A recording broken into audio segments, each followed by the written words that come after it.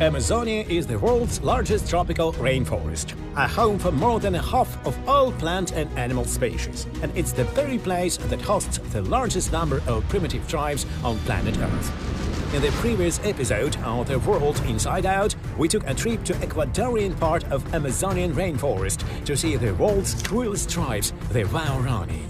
It feels like an adventure, and I am already sensing that I won't get bored here. We took a long journey down the river and passed through the hazardous zone of uncontacted people, where the indigenous tribes keep on killing all intruders even these days. They must surely know that we're here, in their land. To the witnesses of recent assault. My husband was impaled with a spear. They just held him still like that, blood everywhere. We learned some shocking details. They killed about 60 persons. They spared only 2 little girls. Well, my friends, our trip through the river Amazon basin in Ecuador continues. We've been in this boat for 3 days in a row. We've already had lots of incredible and unforgettable encounters, but the most exciting stuff lies ahead. Today we're going to get to the most remote and famous settlement of the Waorani called Dmytro. We're approaching the place we've been looking forward to. This is Dmytro.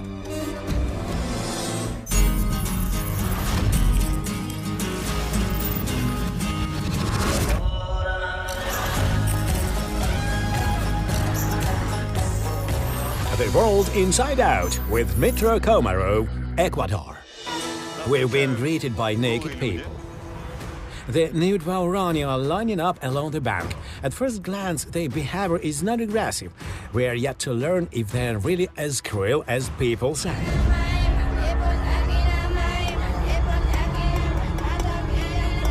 It's hard to imagine that back in the 20th century, Waorani were killing all intruders that would venture into their lands. These days, the tribe was split into those who still hide in the forest and kill foreigners and those who have already set up contacts with the outer world and look happy to greet the guests. These are the Waorani, very colorful. Thank you, Waponi Daureki. Waponi Daureki. Hi, everyone. So, how are you doing? All right. Can I shake hands with you? You can. Waponi, I can. All men are naked. Their tools are tied up with strings. Glad to see you. So are we. We were worried a lot when you were gone for so long. I guess you thought they might kill us somewhere. We expected the worst. The sun set twice, and you didn't come back. Our guides are native to this settlement. They'd warned the tribesmen of our arrival beforehand, so they were expecting us. How can one fear for us if Ginto with us? And Miguel too. Only why do they look so much different? I guess they are from another tribe. Look at yourselves and them. I think they don't look decent. In fact, my mission is to find out if your casual lifestyle is this one or that one. I always go naked. Check this out. See the traces of the hammock. The hammock, here's the proof. And I couldn't understand why he's showing his rear to me. He's making me see the traces of the hammock on his back. That means he really goes naked. Our laws force us to blur those places, but you can use your imagination. Every man has his male part pressed against the belly and tied with a string. It's also stretched up. It must hurt, huh? No, it's just like your underpants. Like my underpants, right? You know, I'm not married. Why didn't you take your sister along for me? My sister is married. That's why. What makes all people around the world alike is lots of bachelors looking for wives and asking for foreign women. Here you can see the 2 coolest bachelors of the Huaorani tribe. We're going to your land to get married. Dear Ukrainian girls, this man is looking for a wife. If you fancy him, come to visit the Waorani tribe. What's your name? My name is Kaminta. How old are you? I don't know. Okay, what kind of wife do you want? A pretty one, plump and tall. Pretty, plump and tall. Well, girls, See for yourselves. Commenters free to pick up. I want a wife too. Come to the land of Waorani if you want to stay here. Just invite the girls to see you guys. Say welcome in Ukrainian. Ласкаво Просимо. просимо. Ласкаво просимо. Просимо. Ласкаво. No, it's not the way to get a wife.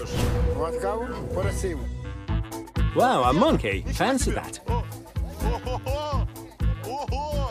Вы посмотрите, какая! Just look at it. Hello. Just look what fun it is. I'm starting to like it here. It is your pet? Yes. It's got a name. It's Gato. I'm not going to hurt you. Don't yell at me. Monkeys run about here like cats and dogs in our places. It's tame. See a child playing with it. The natives' friendly attitude makes me happy. It's obvious they had visitors before. Time to unload our boat. We brought foodstuff and gifts for the whole tribe. 50 kilos of rice. Hello. Catch the rice. Thank you so much. Wait, there's more. We were greeted by naked people only. Now see how many dressed-up ones are coming up. Looks like the civilization has gotten here as well. It's now clear why the natives were greeting us naked. They appear in their traditional look to visitors and tourists and then put on shorts and t-shirts as they are comfortable. Man, get your machetes here. Pots and pans for women. And these are for kids. Here you are. I've got enough for you all. Anyone plays soccer here? Catch it, guys. And of course, candy for the little ones.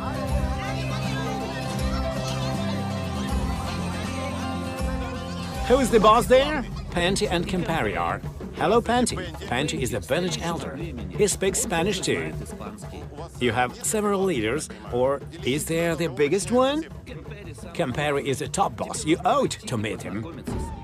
The first thing to do for someone who's arrived and plans to stay with the tribe is to meet the chief. So we're on our way to the village top boss. Chief Campari lives in a hut on the edge of Bemano with his wife Minema.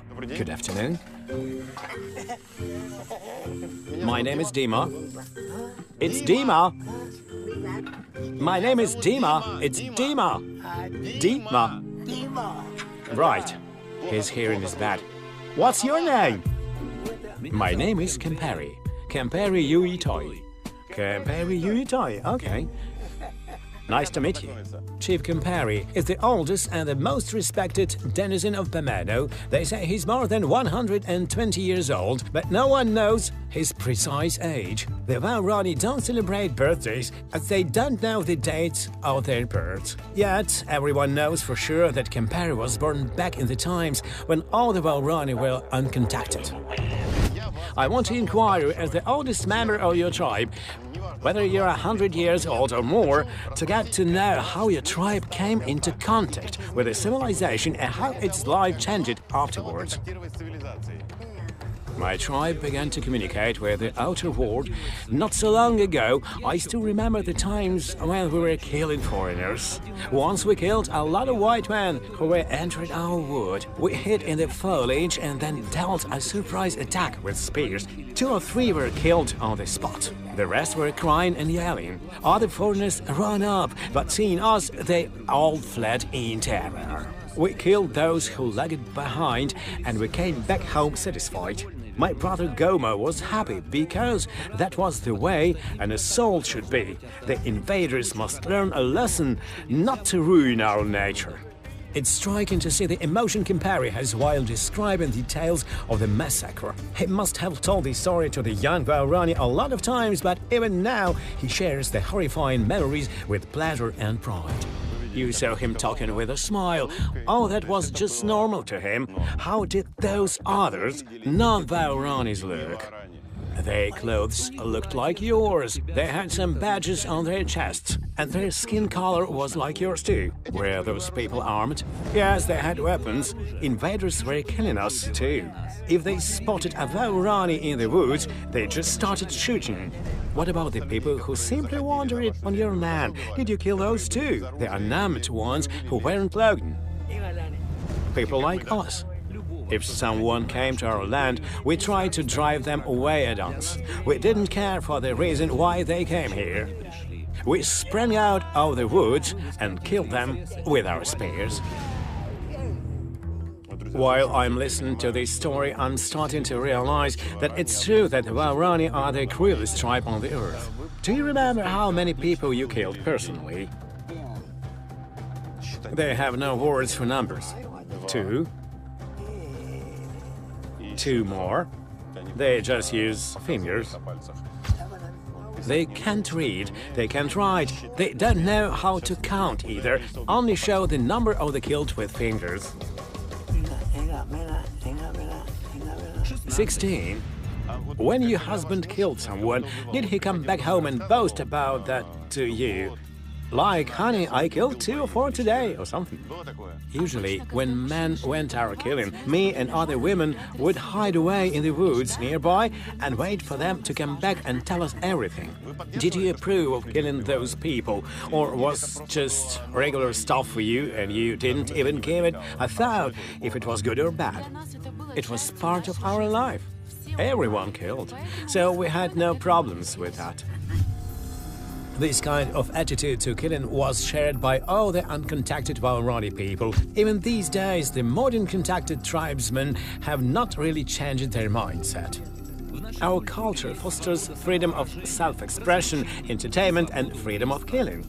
So young people are starting low and trying to merge the two worlds together. Today, as the times have changed and you no longer kill visitors, do you have any regrets or hard feelings towards your past? What do you think about it? I have no regrets at all. Back then, we protected our land and avenged our murdered brothers.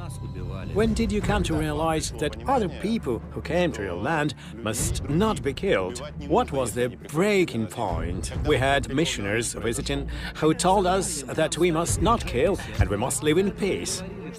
It's important to note that the process of becoming contacted was really long for the people of the forest, and it took numerous lives of those who tried to teach them the most important commandment, "Thou shalt not kill." The most tragic attempt of Waorani life was Operation Yucca. We'll tell you more about the first contacts and walk in the footsteps of the missionaries to discover the facts that simply shock. It looks like you were the witness of 2 different periods or eras of lifestyles. You both lived in the old uncontacted world and are living in the new one. Which one is better?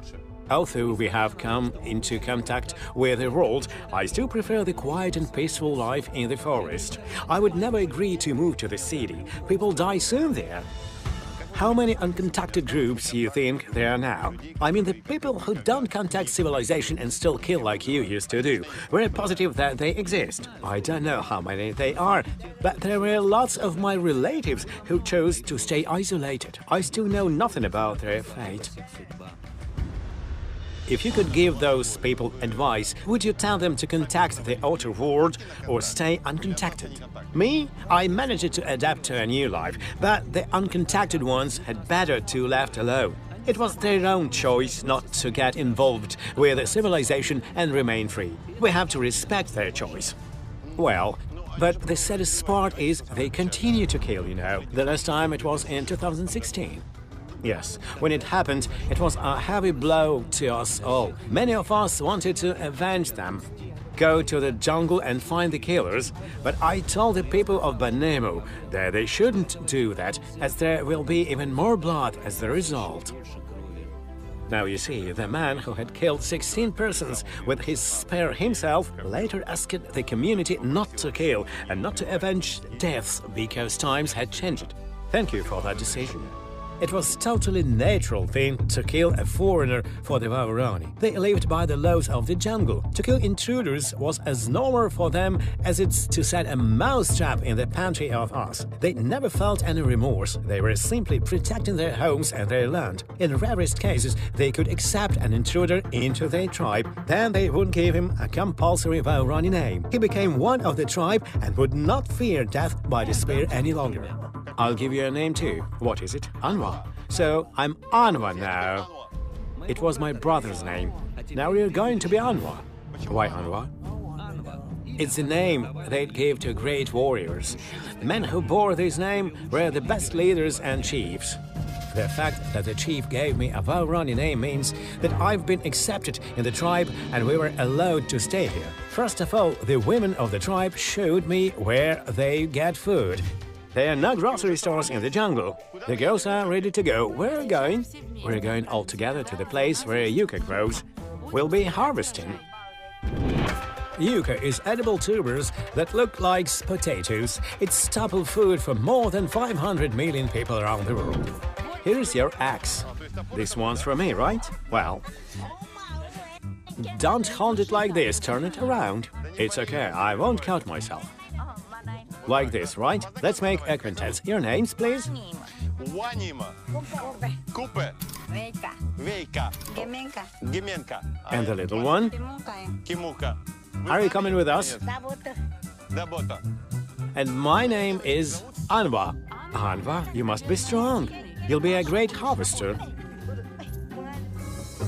Usually only Waorani women harvest yucca, but to see where the inhabitants of Bamena get their groceries, I asked them to take me to their forest supermarket. Look what the girls are wearing, shorts and panties. Some put on their traditional beds on their waists too. See how big a team we've got. Here's the girl leaders, and there are lots of children over there. Hi everyone! They dubbed you Anwa, so you have to wear no boots and no barefoot. Wait, let Anwa get used to it. Just wait. Each Waorani family owns a sort of vegetable garden in the jungle near the settlement. 2 minutes later, we land.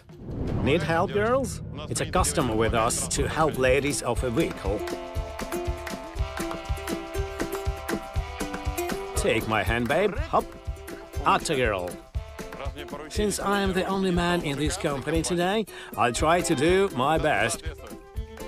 Now, European tourists would say, oh, the wild rainforest, adventure time. But in fact, it's just a casual walk to a vegetable patch.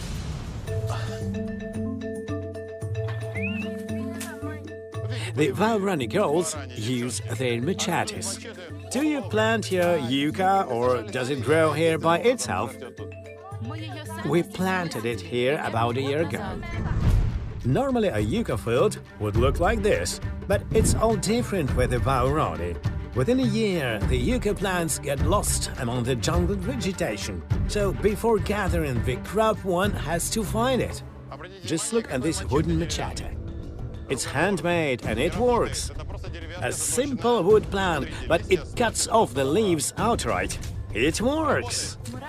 Previously, we only used wooden machetes, but they're hard to use as they're not really sharp. We have to apply great force. Modern machetes that you have brought are much better. Let me compare. Wow, just one blow. This one's better for sure. Tell me why there's 30 of you here if only 2 or 3 are actually working. We always go to the forest in large groups in case of hazardous wild beasts nearby. Won't beasts attack a large group? If we make a lot of noise, they stay away. So it's all about making noise. There are jaguars, anacondas, and wild boars in the forest, so it's safe to make as much noise as possible. Look, this is yucca. Ah, that's what is it. You find a tree like this, and all you got to do is pull its root out. It's easy to find the right one. It has a lot of blunt thorns at pretty large distance from one another. Cool. I ate yucca a lot of times in various countries, but it's the first time I'm harvesting it. Here we go. This is yucca. The nuttery South American potatoes, as it were. Really cool. It's the first time I'm pulling it up.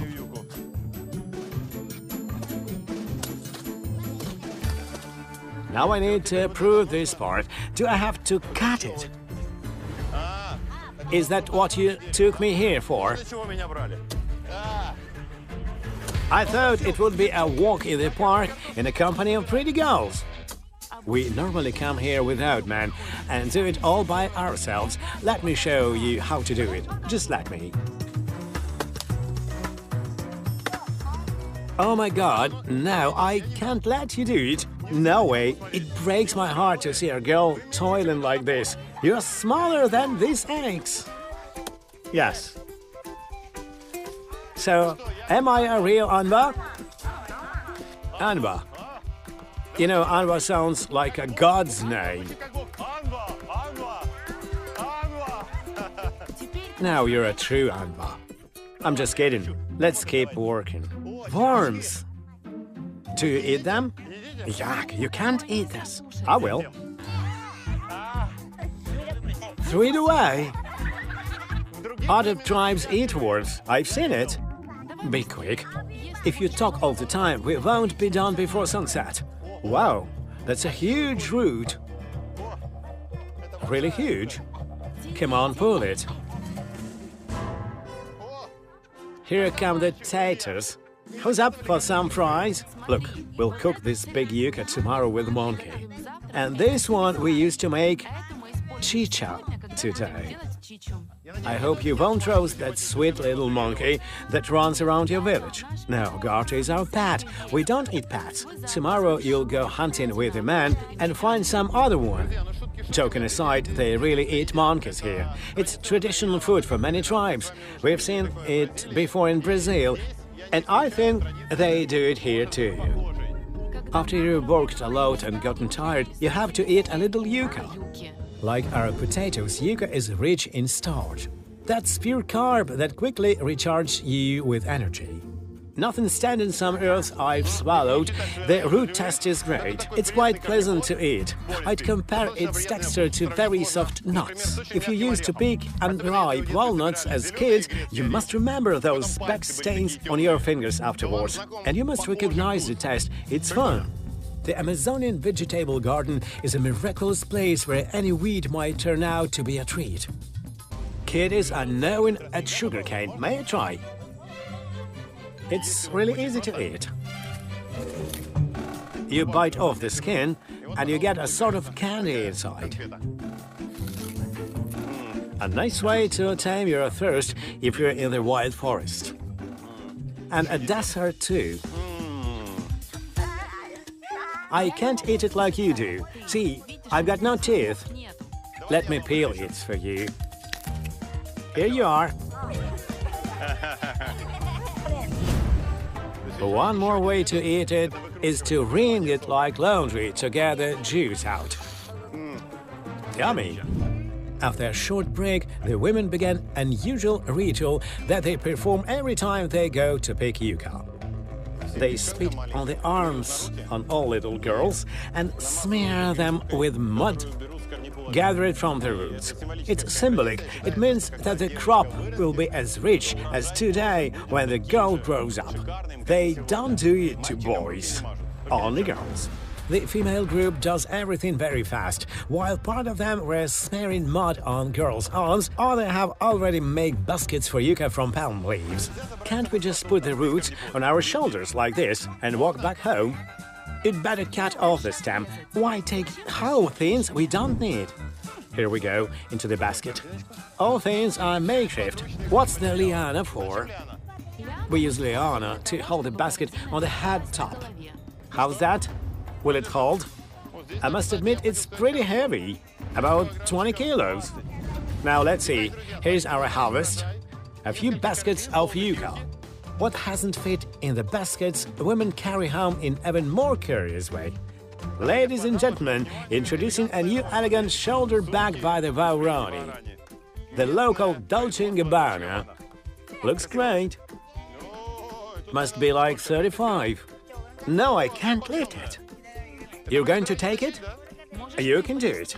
Okay, so you take it and I'll carry yours. Wow! I must say it's no fun. A 10-kilo backpack on your shoulders is nothing compared to the same weight on your head. You're heroes, girls, carrying such weight. You're a great worker too, well done. Let's go. It's not a job for women, I have to say. To make things worse, the Waorani women are petite and fragile. I can't imagine how they carry such weight all the time. Look at the girl in front of me. Her basket is at least 20 kilos, and there's a child under her arm too, and she's walking easily. Things that seem unusual to us are just regular everyday life for the Waorani. Repeat after me. Like this, right? After you carried something heavy, you have to do this to relax your neck. Our friendly Waorani team is coming back to the tribe to process the harvested yucca. Part of it will be made into the most popular dish of the region, called chicha. The rest might be cooked in a number of ways, by frying, boiling, steaming, braising. Then they eat it with meat. There are a lot of recipes.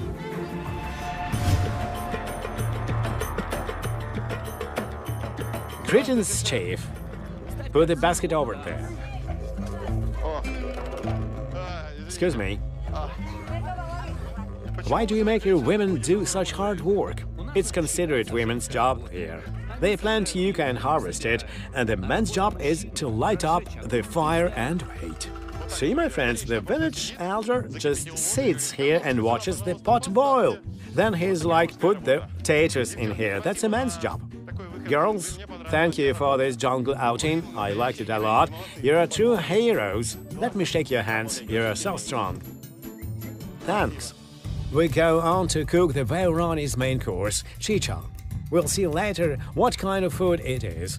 The way to cook it is really weird. In the decade of my wandering around the globe and eating all kinds of yucca, I never tasted anything like this. I never even imagined it might exist. Firstly, you have to peel yucca like we peel potatoes. Some women took modern knives, but as for me, they wanted to make it more challenging, and I got the traditional wooden machete, but practice makes perfect. Tell me, why do it so nicely, and mine is so messy? What's the trick? You know the secret? You have knock off the peel, not hit the yucca itself. Show me the right way. You peel it off like this. I see, just take off the upper layer. The root is so smooth under it. Would you rather wash yucca and drop it into the pot? I got the hint. My peeling's so bad that you wouldn't trust me with it. What I understand about it is that we're working and the elder is just lying in his hammock. Are you cool? Wanna give us a hand? I'm having rest. I see, okay, no problem. This tribe has all things strictly shared between men and women.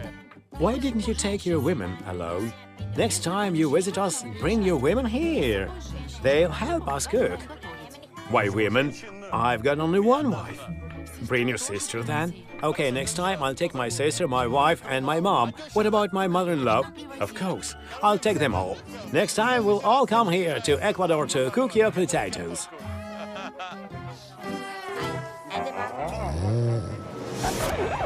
May I stroke you a little? Won't your wife get mad? Yes, you may, no problem. My wife won't be jealous. In our culture, we don't mind touching married men. We can speak and joke with them. We can sing ye the song about Anwa, if you like. Okay, go ahead. They hum us the song about Anwa. I'll repeat after you.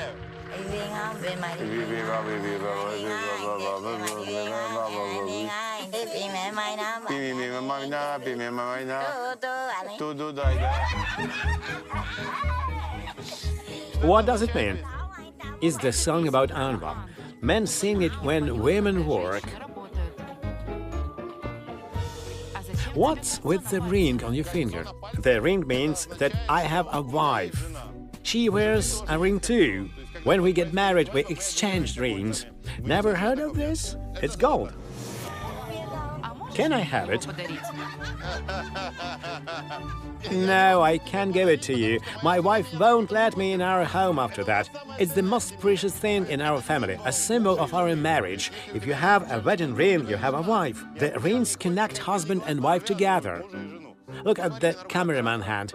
Sasha, he's got one too. On the same finger. I want it too.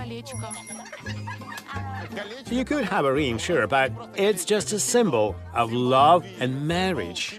What did your husband give to you on your wedding day? Mine didn't give me anything. Nothing at all. We cooked some chicha and had a feast, that's all. Now look, we have this ring once in a lifetime, and you eat chicha every day. It's like a daily wedding feast. So you could choose between one ring in your lifetime and chicha every day. What would you choose? To tell you the truth, I'm afraid that the ring may get stuck somewhere when I do my work and I lose a finger, or some animal may grab me by it. How do you celebrate weddings? What happened at your husband and your ceremony? When a mother knows that her daughter is ready for marriage, she starts looking for a husband for her. He has to be a good hunter, strong and lucky. It's mother who decides on a husband for a girl. So no one asked you. Mother just brings in a guy and says, "Here's your husband." Yes, no romance. Oh, arranged. I don't know about others, but my parents decided that it would be better for me. And how was it with you? My parents and my brother made a decision for me. And what about you girls? My mom and dad chose my husband. So it's your relatives who decide for you anyway. There's a girl here who also went to harvest Yucca with us today, all dressed in modern fashion. I'd like to know how it was in your family. We are a big family. They're my cousins and she's my aunt. When the time came, we all got together and made a decision on the best husband for me. See how interesting it is. Sometimes the whole community gets together and your friends and your family choose your future spouse. By the way, you mentioned an important thing. You all here are related in some way. Do you intermarry within your community or do you try to find a match outside your own bride? Previously, marriages were made only within the community. These days, we have more opportunities, of course. We can travel around and find ourselves spouses in other settlements. Which way do you prefer? You must know that marriages between relatives are not so good for the offspring. Traditionally, we have to marry the man of our own clan, so it would be better if my child, say, marries a child of my brother. One more remark. When I talked to you before, you deceived me. You told me that you were looking for a bride. I'm not married, didn't you bring your sister here for me? And now you're stroking this girl foot so gently. I guess you're not looking for a bride anymore.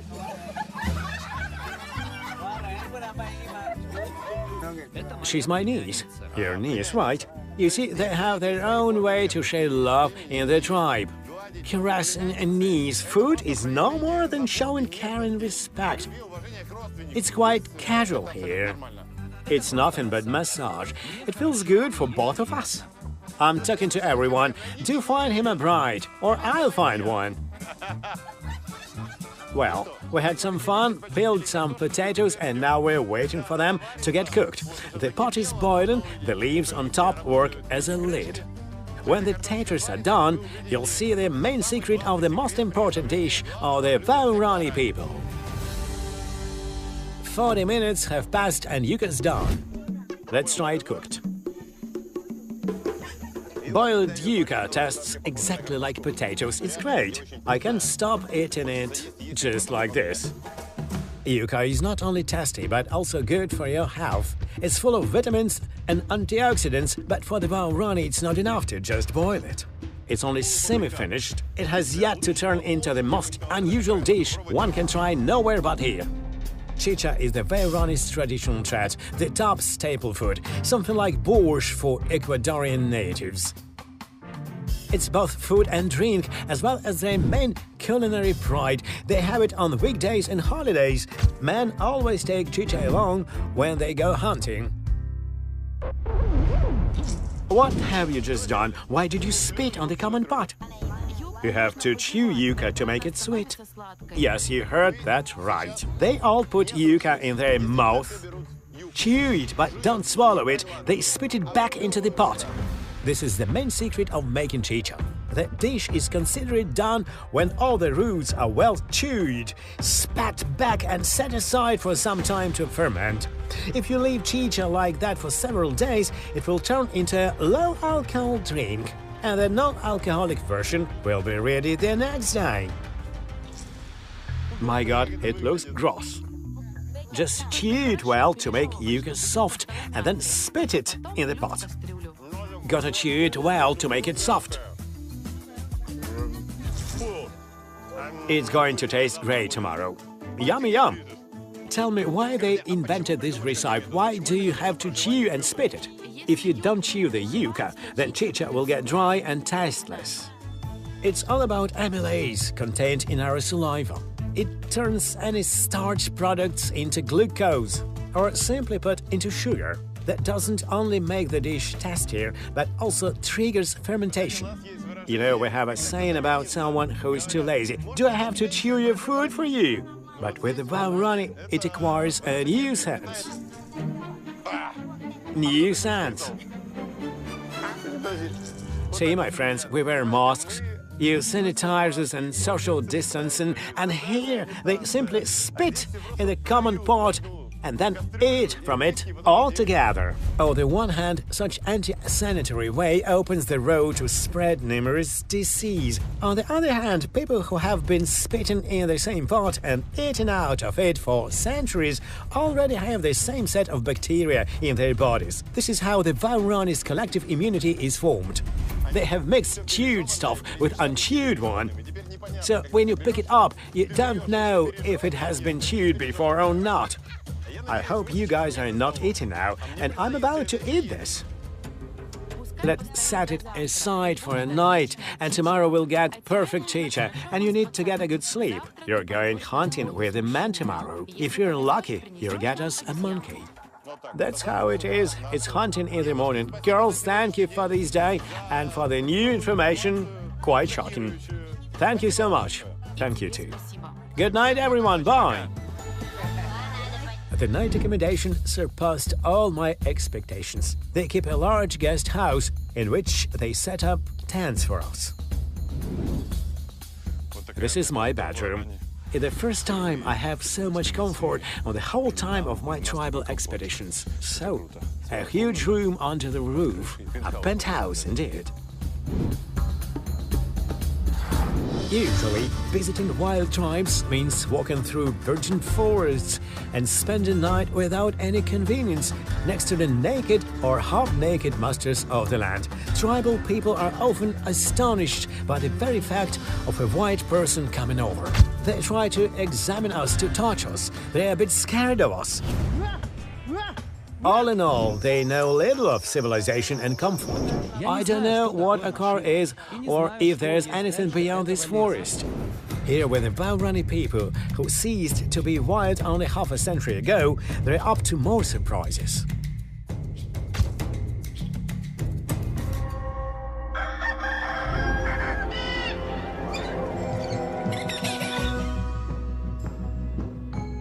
I'm coming out of the tribal hotel to have a little look around. We had a stunningly beautiful sunrise today. You know, it feels great to wake up in a tribal settlement considering our previous experience and walk into this nice shower cabin to refresh yourself. There's a toilet too, the kind I'm used to. See, water's running all right, so our conversation today is not the one we normally have in the tribes. It's not about survival in the virgin rainforests of the river Amazon, but rather about the merits and demerits of civilization. Is it good or bad when it arrives? Bamano is a large Waorani community circled with the woods from all sides, but one of them has access to the river. There are about 150 persons living here. The closest big city is more than 100 miles away across wild forest. Being so far from civilization, the living conditions of the tribe astonished us the most. Look what there under my feet, a concrete path, all solid and durable. They made it not to walk on slippery clay when it rains. I've never seen it in tribal settlements before, even though I travel it a lot. There are numerous modern-style houses. People are trying to keep with the time, so I guess we can call them modern neighborhoods. They've got a school, a guest house for explorers and doctors and other visitors, and it's not enough.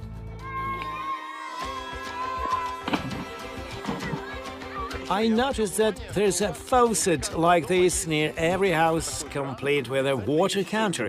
Do you have to pay for your water supply? The government set up a solar-powered water supply station 2 miles away from here. We don't pay for the water. The counters are merely for us to see how much we consume. Is it potable water, or should we rather have it filtered first? It's water from the river. We can drink it all right, but visitors had better filter it. Your tribe is really impressive. Please show me all the convenience you have got. I can see a solar panel over there. This one powers the radio. We've got plenty of them here. Solar panels are the easiest way to get power in the rainforest. You just put it in the open space and you can switch on the light at night. It's due to solar panels that Bamano has got the things available in a place as wild as this. Look, a Wi-Fi router. They're online here. Just a reminder, there's 100 miles of virgin rainforest around, no mobile connection, but they're online. Here's the miracles of civilization. Now look, there's 2 Wi-Fi networks available. Cool is all I can say about it. They got a small radio station here too.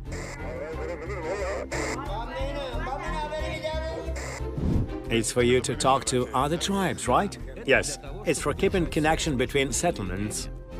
And here's another great thing, a water filter.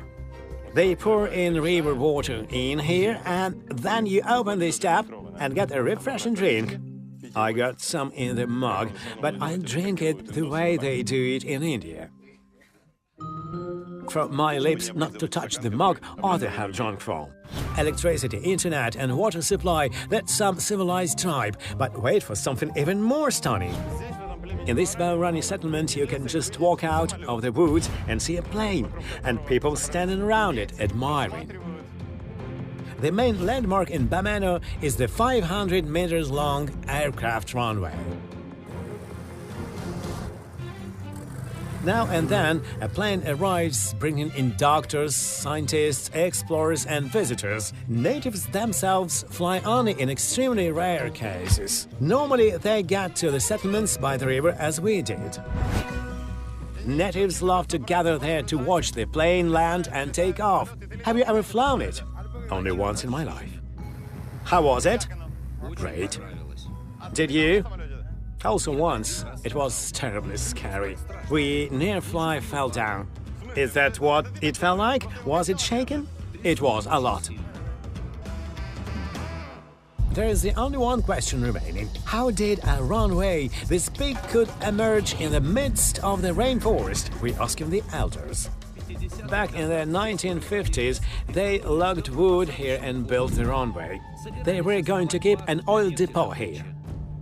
They had armed security service, and our fathers won back this land from the oil company. We killed a lot of them. Let's compare the forces. How many of you were there, and how many were the military men, oil workers and loggers?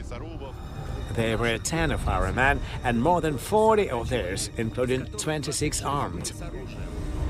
How did 10 men with spears manage to win 26 men with firearms? Our father said spears are stronger than rifles. Also, we dealt surprise attacks. Our men knew how to move through the forest silently and attack without sound. Their men were scared by unexpected assaults. They ran, tripped, and fell. We killed them with our spears easily. Only 2 of ours were wounded.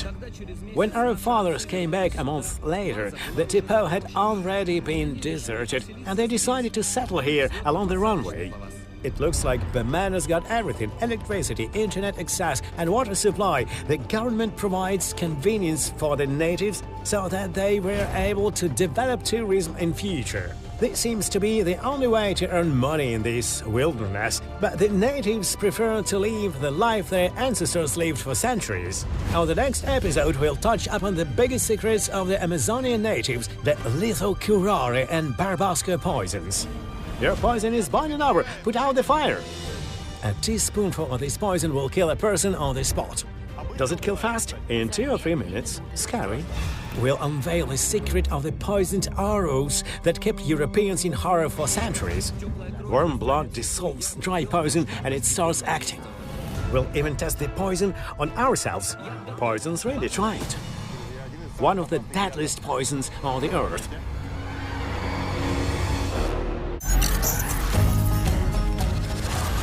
The World Inside Out with Dmytro Komarov.